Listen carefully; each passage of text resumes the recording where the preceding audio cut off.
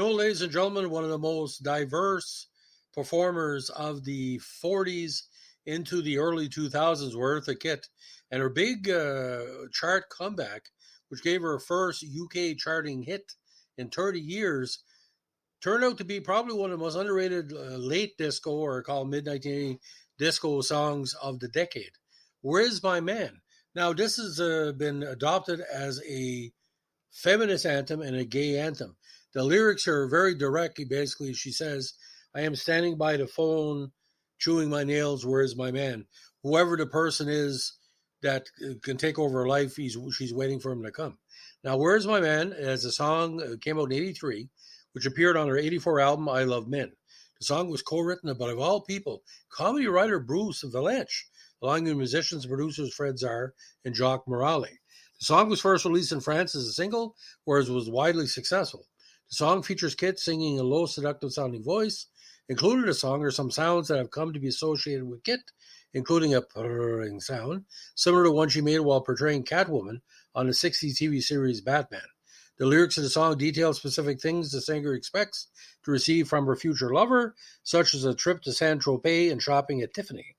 Now, the title failed to find release in the States until the producer's attorneys introduced the title to their client, New York-based Streetwise Records. Streetwise released the title in 1983 in the States to the dance and club markets, where he finished top 10. It was Kurt's first recorded release in the United States after he was ostracized and fled into self-imposed exile in Paris following outspoken objection to the Vietnam War at a White House function in 1968. The song became her biggest selling single in 30 years. Now in the UK, Where's My Man reached the top 40 of the UK singles chart, where it peaked at number 36 to give Kitt her first UK hit since Under the Bridges of Paris in 1955. The single was also hit around the world, peaking at number 1 in Greece, number 5 in Sweden, number 6 in Belgium, number 12 in the Netherlands, and in the States.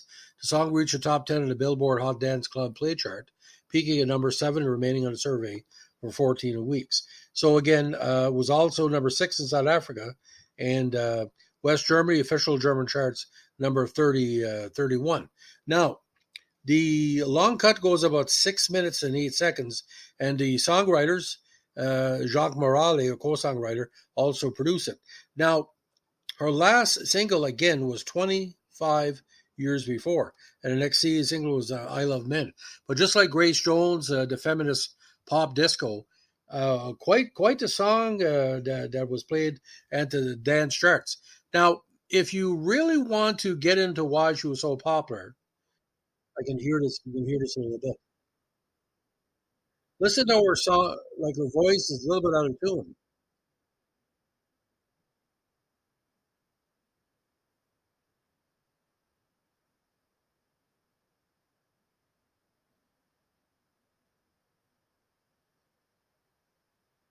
So not to sound completely dumb, but Avril Lavigne, uh, "I'm With You," that song where he's saying, "I don't know who you are, I'm waiting in the cold."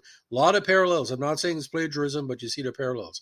So, ladies and gentlemen, Eartha Kitt, for a lot of people, Orson Welles called her one of the most dynamic women he had ever met. Not that she was overtly sexual, she was just overtly confident and a person of a mixed race. Now, Orson Welles gave Kitt her first starring role as Helen of Troy in his staging of Dr. Faustus. 2 years later, she was cast and reviewed New Faces of 52, in introducing Monotonous and Bal Piti Bal, two songs which she still identified. Now, she also did an autobiography years later. Now, the her career was up and down, but Orson Welles, again, one of her big fans, and the most exciting woman in the world. And again, I tend to agree. What she did as an artist, as a performer, as an activist, she's the Sidney Poitier of the female of the black community or the mixed race community. I really enjoyed her, and when she passed away a few years ago, I really mourned her loss because she knew how to perform and knew how to get over an audience, and she motivated a lot of singers through the years for the presentation about male and female.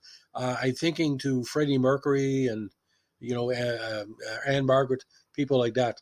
A lot of influence. So that's our latest music podcast. Let us know what you think. Want to like, comment, subscribe, or share. Bye.